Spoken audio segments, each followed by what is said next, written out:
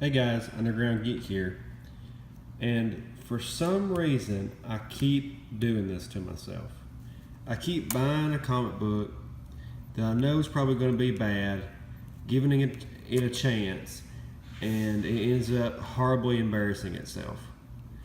Now, I can tell you though that this comic book stands on its feet a lot better than the stuff that Marvel makes right now, as far as SJW stuff goes.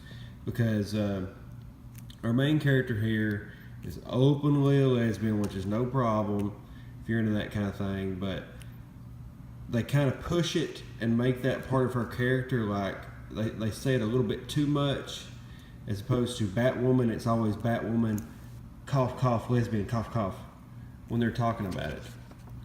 But anyway, so we've got issue 5 here, and this just caught my eye, so I had to get it. Kate Kane broke bad. And instantly I was thinking of Breaking Bad, and I saw the cover and I was like, this is going to be good. So I'm not a fan of this artist style. It's good at some parts, but I'm just not really a fan of this artist style. It's a little bit muddy at times, and there's parts where it stands out really good, the landscape, but the people kind of fall short sometimes because everything's all dark and silhouette-y and stuff like that. And I guess that's the tone that you're going for, but I was hoping to open up the comic book and have this. Is that okay? Can I have just Batwoman? Sorry, I'm ranting on. Alright, so we've got the Lost Year, the Desert Rose, the island of Coriana. And so Kate Kane has ran away from home, washed up on this beach. She hurt herself really bad, broke her skull. So these people that run this island, that kind of keep to themselves, have found her and patched her up. And it's mostly women kind of running the show. They start talking to her here. She knows who this lady is. She calls her the lady of the island, calls her the boss and everything. Her name is Safia Sohail, but she doesn't really think of herself as a boss. She thinks of herself as kind of like the mother of everybody, keeping everybody in check. And she's talking about how the children are getting out of line, and she has to kind of keep them in tow.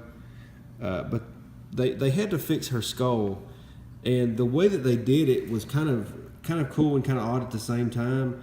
They laced the wound with lacquer and gold to kind of fix the wound up for her, so it emphasizes the wound instead of hiding the scar. It kind of puts gold in there, which is kind of cool. I mean, I've never thought about doing something like that, probably because you're putting metal in your skin, but I guess that's kind of cool.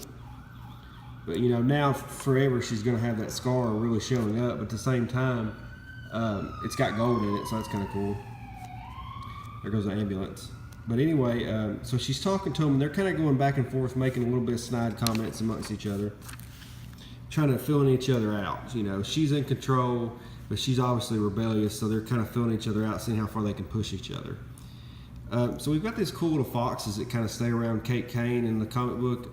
In this issue, I don't know if it's just an animal thing, like they're drawn to her or something, but we keep seeing these foxes coming up.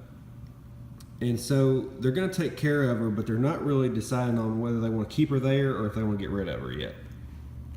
So she asks her if she's a prisoner. She says, "Do you want to be?" And at the same time, you can feel kind of the tension between these two, not so much as enemies, but so much as they may like each other.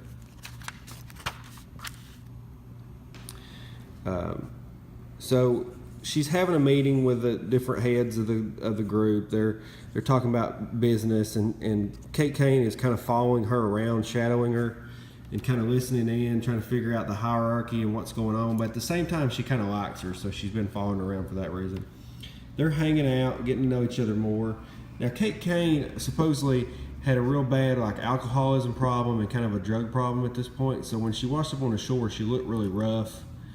But now that she's kind of been through this real rehabilitation, they said that the signs are starting to disappear, and her skin is starting to clean up a little bit and clear out. So she's been here a month now. We got the following month. The heads are having more arguments. They're starting to argue with the lady more, kind of pushing her along, seeing how far they can get. Kate Kane's hanging out with her little foxes, kind of feeding them here and there. And these are big foxes. You know, foxes are not this big, so these are pretty big foxes. We have one in my yard now that comes by every afternoon to eat. So that kind of, looking at that fox, looking at these foxes, these almost look like coyotes. They keep me, and it gets me confused a little bit because they're talking about 6s and 7s, but these are people that they're talking about. So it gets kind of confusing here and there, trying to understand why they're calling them that. But anyway, they've got a plan where they're going to break onto the ship and steal the oil off of it, and they're kind of talking about that. But at the same time, they're trying to push the leader to deal with Kate Kane. You know, she said she's a high-profile person in her life, so kind of like Oliver Queen when he washed up on the island. But it says if she's a hostage, ransom her. If she's a liability, kill her. So they're starting to get nervous about it. So there's more talking, not a lot of action. Here's something very odd, very, very odd, okay? So this person pushes the leader about getting rid of Kate Kane. At this point, she likes Kate, so she's not going to get rid of her. But she takes this bottle of wine or whatever it is, smashes it to be what looks like on the girl's face, but I guess it was on the pole, but you can't tell because of the angle. And at this point right here, the lady looks like she's got face paint on. But she throws it, and it threw me off because she threw it against the pole, and I thought she threw it at her face. And then the lady just casually walks off. And I was like, you just took a bottle to the face and walked off. That is not even accurate. But I guess she threw it on the pole, but it's hard to tell because of the angle. Like I said, I don't really like this art style, but anyway. So she's still watching in the background. She sees her standing up for her. So at this point, they're really starting to like each other. They have a night of partying. They're getting closer, getting more involved. Obviously, they start getting physical in their relationship. Everybody sees, especially this guy, he's going to be a problem. I can already tell. But after they get kind of close, she pushes her away. She's trying not to make a scene, trying not to get close and be unfair to everybody else. So now they're talking about their plans of breaking onto the ship and stealing the oil. And they want Kate to go because they really see her as a liability. And they said, well, if she can handle it, then we'll go. But if not, then we're not going to. So she says she will, of course. So they break onto the island. This is probably the only good art about this comic book is the water part, because it's a lot of, almost looks like paintings. But everything's going good until this crate breaks onto the ship. And kind of causes a lot of problems at that point because it's already storming, but now the ship's got a hole in it.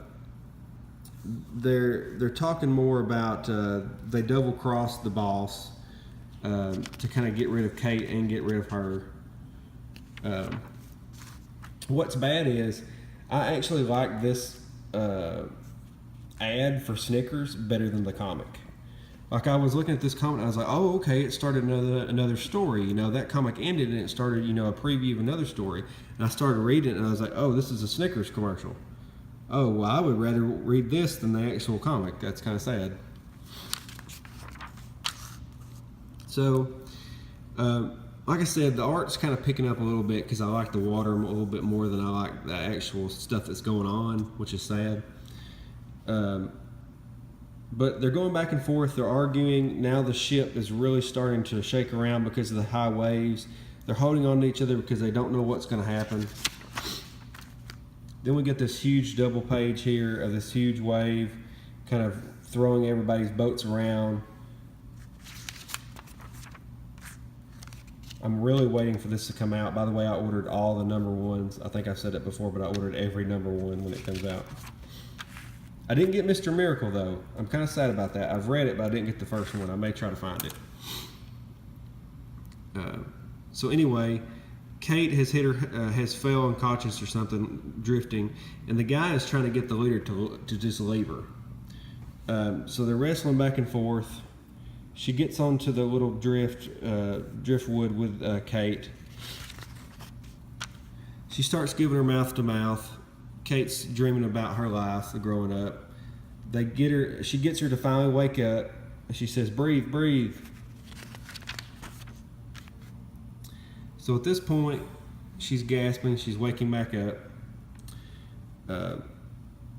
Now that that's happened, they really realize that they like each other a lot. And she says, stay with me on Karina. Stay and breathe. So pretty much this whole comic book was a love story, and I love how she just killed the dude. She just killed the dude and just went on about her business and said, hey, girlfriend, I love you. But the next issue is called Pax Batmana. That kind of gets my attention a little bit. I kind of want to know what that means now. But all in all, I was kind of disappointed because I really wanted to see a good Batwoman issue where she was kicking butt, and it said broke bad. So obviously I'm thinking, hey, she's about to go in here and just kick butt. But no, it's a love story. And so that kind of threw me off a little bit. And so, I'm not really interested in seeing that kind of stuff in a comic. So, it's not really my thing. Maybe other people like it. But for me, I'm going to give it like a 6 out of 10. The art wasn't really that impressive. The only thing that I liked was the weather and the water scenes. She didn't wear a suit. I mean, in a comic book, I want the characters to wear the suits. That's just me, though. I want to have a little bit more action. Let's talk about Dark Knight's Metal. It's getting ready to come out. I've got all these ordered. Did I say I had all these ordered?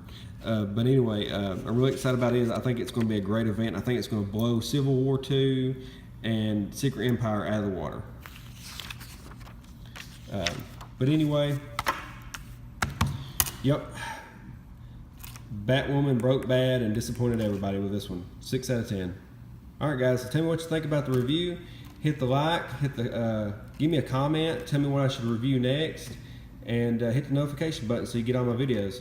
Alright guys, thanks. Underground Geek out.